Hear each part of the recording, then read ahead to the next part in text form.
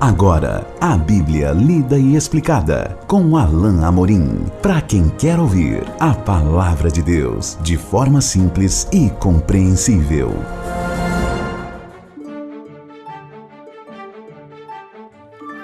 Olá, querido ouvinte, querida ouvinte. Estamos de volta com o programa A Bíblia Lida e Explicada. Eu sou o pastor Alain Amorim. Nós vamos hoje iniciar mais um capítulo do Evangelho de Mateus. Estamos já no capítulo 24, em continuação ao último grande discurso de Jesus, que é registrado por Mateus, a partir do capítulo 23. Mas os capítulos 24 e 25, em geral, são notados pelos estudiosos como o chamado discurso escatológico de Jesus. Ele já tem início, tecnicamente, no capítulo 23, quando Jesus começa a falar das últimas coisas. Aliás, é isso que significa a palavra escatologia, estudo das últimas coisas. Mas Jesus entra em maior detalhe e aprofunda em alguns temas do final dos tempos, aqui no capítulo 24, e por meio de parábolas, Jesus traz ainda alguns ensinamentos no capítulo 25. De modo que a maioria dos estudiosos separa os capítulos 24 e 25 como esse chamado discurso no Monte das Oliveiras, ou discurso escatológico de Jesus. Nós vamos procurar nos ater especialmente ao texto que temos em questão, ou seja, o texto de Mateus, mas quando nós abordamos um tema tão importante como o tema da escatologia, que fala justamente do final dos tempos, das últimas coisas, e quando na Bíblia nós temos textos assim, é sempre importante lembrar que a Bíblia precisa muitas vezes ser vista e ser lida como um todo. Nós não podemos isolar textos. Isso é perigoso para qualquer contexto na Bíblia, mas especialmente quando nós falamos de escatologia. E por isso, de vez em quando, nós vamos fazer menção a alguns textos do Velho Testamento, como por exemplo o livro de Daniel, e vamos também fazer referências a um texto importante que é conhecido de muitos, que é o texto do livro de Apocalipse. Alguns capítulos, algumas referências nós vamos fazer aqui, e eu convido você que está me ouvindo a depois, em algum momento do seu dia, hoje, quem sabe, ou amanhã, que você possa conferir, não é? Conferir esses outros textos que vamos mencionar aqui, para que o seu estudo seja um pouco mais completo. E nós também temos que lembrar e pensar que é preciso abordar textos como esse de Mateus 24 com bastante humildade, tendo em mente a nossa própria limitação, porque muitas vezes as referências feitas pelo próprio Jesus, embora sejam claras no texto, nós precisamos nos lembrar que elas às vezes não são tão claras assim, porque às vezes o nosso próprio conhecimento é limitado e porque existem aqueles mistérios de Deus que nós só vamos desvendar talvez mais perto do final. Não obstante esse fato, Jesus fala com clareza algumas verdades importantes que a gente precisa deixar mais claro, enquanto alguns outros detalhes talvez sejam menos aparentes. E nós vamos sem dúvida buscar clareza na exposição desse texto aqui, não com tanta profundidade como, por exemplo, o nosso querido pastor Pedro Moura faz nos seus programas, não é? Falando nisso, quero deixar um abraço para o querido pastor Pedro Moura aqui. Nós não poderemos analisar com tanta profundidade, mas vamos buscar com um espírito de humildade e também com o entendimento que o Espírito de Deus nos dá, a procurar compreender e desvendar esses textos aqui. Muito bem, Vamos então ao texto, Mateus capítulo 24, nós vamos considerar a primeira porção que vai do versículo 1 ao versículo 14. Como de costume, nós vamos dividir em dois esse estudo por causa da densidade, por causa do conteúdo aqui que é bastante denso. Vamos ler então a partir do verso 1 até o verso 6. Até o verso 8. Então, do verso 1 ao verso 8, vamos ler então a bendita palavra de Deus. Tendo Jesus saído do templo, ia se retirando, quando se aproximaram dele os seus discípulos para lhe mostrar as construções do templo. Ele, porém, lhes disse: Não vedes tudo isso? Em verdade vos digo que não ficará aqui pedra sobre pedra que não seja derribada. No Monte das Oliveiras achava-se Jesus assentado quando se aproximaram dele os discípulos, em particular, e lhe pediram: Dize-nos quando sucederão essas coisas e que sinal haverá da tua vinda e da consumação do século. E ele lhes respondeu: Vede que ninguém vos engane, porque virão muitos em meu nome, dizendo: Eu sou o Cristo, e enganarão a muitos. E certamente ouvireis falar de guerras e rumores de guerras. Vede, não vos assusteis, porque é necessário assim acontecer, mas ainda não é o fim. Portanto, se levantará nação contra nação, reino contra reino, e haverá fomes e terremotos em vários lugares. Porém, tudo isso é o princípio das dores. Eu quero que você marque na sua mente, e talvez aí na sua Bíblia, se você a tiver aberta, para acompanhar o nosso estudo, essa expressão, princípio de dores. Porque eu creio que ela marca uma transição no meio desse texto, que geralmente não é observada em algumas Bíblias. Alguns editores preferem não marcar, por exemplo, aqui um início de outro parágrafo, mas eu creio que há uma marcação importante aqui de transição a partir do verso 9, e é assim que nós vamos subdividir o nosso estudo. Vamos hoje até o verso 8.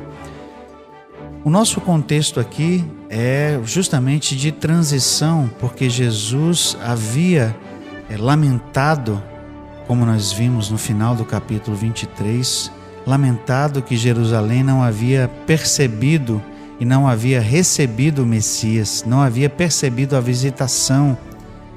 E Jesus lamenta o fato de que o templo ficará desolado. Ele fala isso no final do verso 23, já num prenúncio do que ele falaria no verso 24, e que Jerusalém novamente só perceberia a presença de Jesus como Messias na sua vinda. É isso que marca o final do capítulo 23. Quando chegamos ao começo do capítulo 24, Jesus se movimenta para sair do templo, onde ele esteve por muito tempo, como nós vimos, ensinando e também envolvido em algumas controvérsias, porque os fariseus estavam sempre rondando Jesus, como nós vimos. E ao sair do templo, os seus discípulos chamam a atenção para a construção do templo. Os discípulos certamente chamaram a atenção para essa construção porque o templo estava em reforma. Ele estava em reforma desde do tempo de Herodes, antes mesmo do nascimento de Jesus, e estava ainda em reforma. E essa reforma, na verdade, só terminaria no ano 66 depois de Cristo.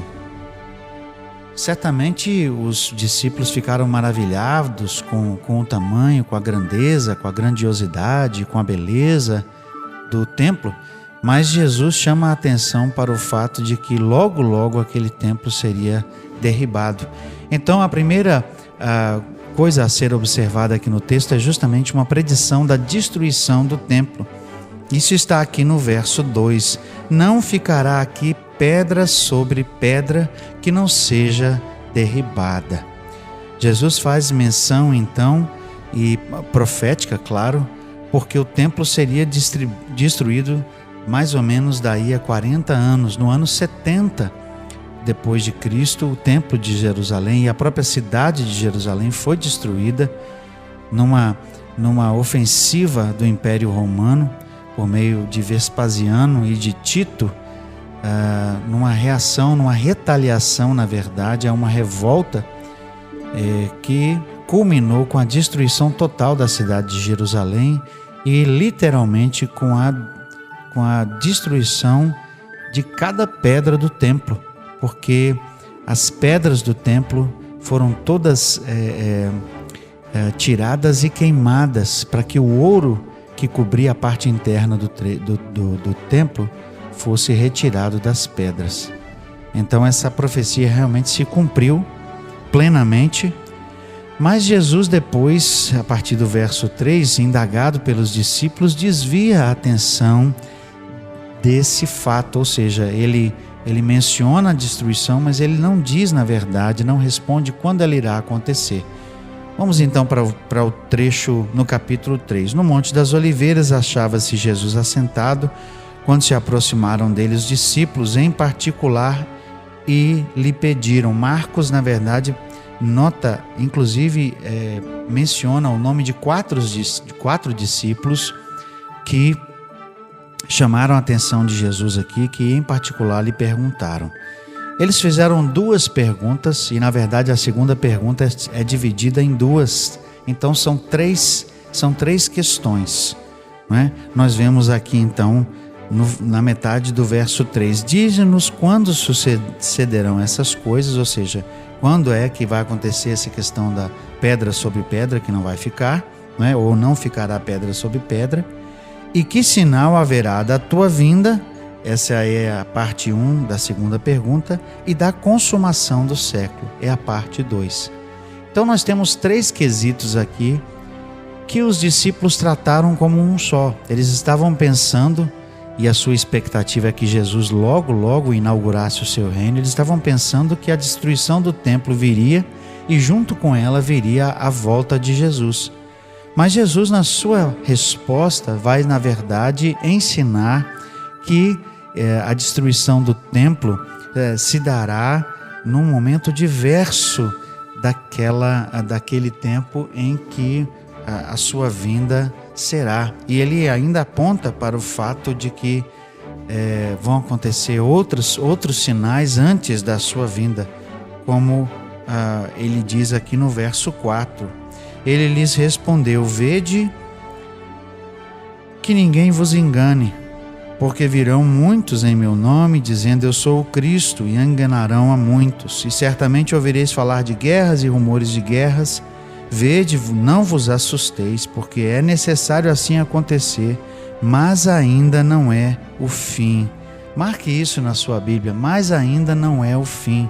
Jesus começa descrevendo um tempo que marcado por guerras, rumores de guerras, e certamente os discípulos ficariam alarmados, por exemplo, quando acontecesse aquilo que aconteceu daí há alguns anos com a revolta e com a destruição de Jerusalém. Mas Jesus disse claramente: ainda não será o fim. E é uma verdade na Bíblia, e aqui entra aquela questão que eu comentei com você, meu querido ouvinte, minha querida ouvinte, que nós não podemos isolar textos da Bíblia e temos que nos lembrar que há outros textos que falam de momentos como esse. E Jesus estava aqui, ao mesmo tempo, talvez se referindo especificamente a esse período que em breve aconteceria, mas também se referindo a outros momentos da história em que guerras e rumores de guerra e coisas dessa natureza aconteceriam, que apontariam para o fim, ou seja, seriam sinais, não é? Mas que não ainda apontariam para o fim, mas que não seriam ainda o fim. Por isso Jesus disse: ainda não é o fim. E ele então continua dizendo: se levantará nação contra nação, reino contra reino, haverá fomes, terremotos em vários lugares. Porém, tudo isso é o princípio das dores. Eu creio então que esse princípio das dores refere-se primariamente e especificamente para alguns daqueles discípulos, aos eventos que sucederiam justamente na revolta que culminou com a destruição de Jerusalém.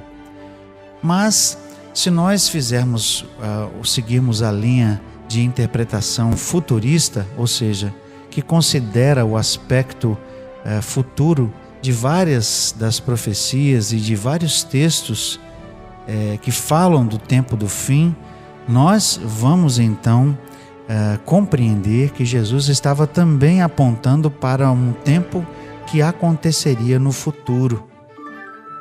Nós temos vários textos, e essa não é uma ocorrência única na Bíblia, que apontam para o tempo do fim e ao mesmo tempo falam de algum evento que está próximo em termos de ocorrência do tempo em que a profecia é falada. Isso acontece, por exemplo, aconteceu no texto de Daniel, capítulos 7 a 12.